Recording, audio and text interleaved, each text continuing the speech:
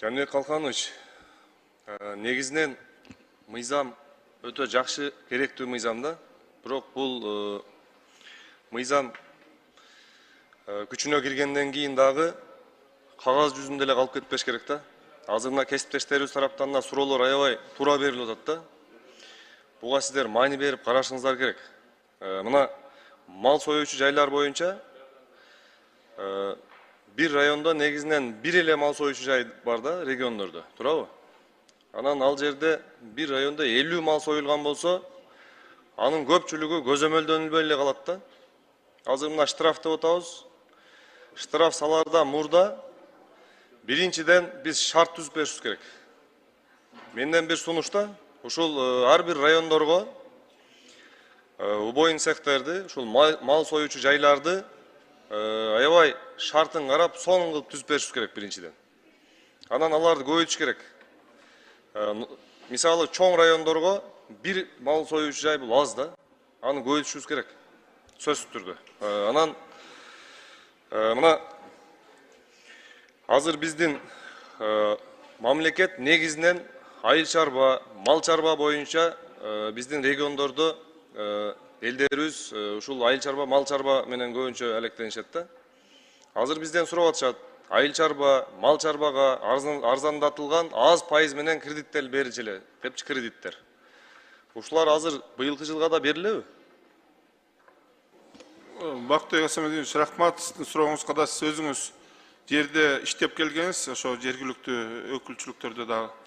Эң негизги себеби ошол бардык нерсенин баары аткарылгандан кийин бул нормативдик право актылар бар, ошонун негизинде иштер жүргүзөбүз. Эми дыйкандарга жардам катары биз 4 долбоорду жасадык. Биринчи долбоорубуз бул жанагы мурда кайталанып келаткан эле айыл чарбасын каржылоо 13, бул 10% менен дыйкандарга жазгы талаачылыкка, анан лизингке берилет. Аны менен бирге дагы ФОТП деп атап атабыз, бул бириккен товар өндүрүүчүлөргө аларга 6% менен берилген финансирование программаны жасадык. Дагы бир программабыз бар, ал 2024-жылдан бери келатат, жанагы КПК деп атабыз, ал жанагы кластерлик топ менен иштегендерге берилет, ал дагы 6% менен берилет. Эми бул Кыргызстандын шартында мындай болгон эмес, биринчи жолу 3%дык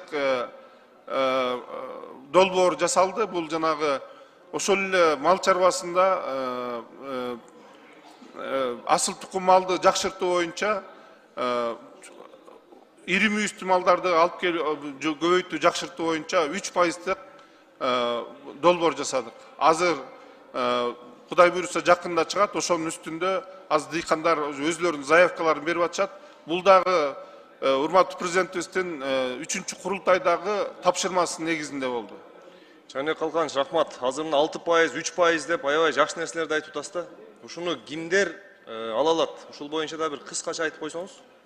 Бул жерде каалоочулар элдик банкка, айыл банкка берген заявкалардын негизинде электрондук очередке туруп өзлөрүнүн заявкасын берет дагы алат. Демек, дыйкандарга берилет да, туурабы? Дыйкан фермерлерге берилет. А жанагы кайсыл банктардан ошондо белгилеп койсоңуз? айыл банк элдик банкта. Азыр эми мына жаз келди да. Ушуну эртелетиш керек да, алдын алыш керек. Алар үрөөн даярдаш керек, жер дайдаш керек, уже жаз келип калды. Ушуну бир аз эртелетиш керек. Программа иштеп атат, азыр заявкаларын берип атышат. Азыр ФСК 13, КПК, ФОТПлар бар. Ушул качантан баштап берилип баштайт? Мына уже заявканы беришип, уже алып банктар бизге беришти. Алар даяр уже бергенге.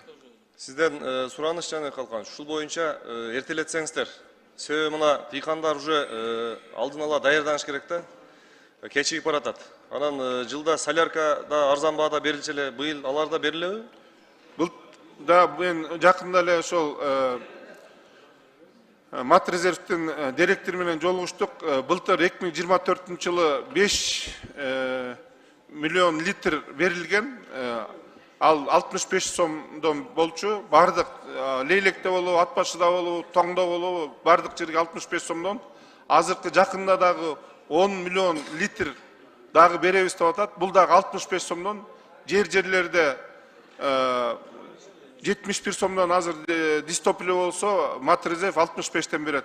Жанагы маркировкасын жана транспорт фондуна дегендерди карабай туруп ал 65тен быйыл берген тат.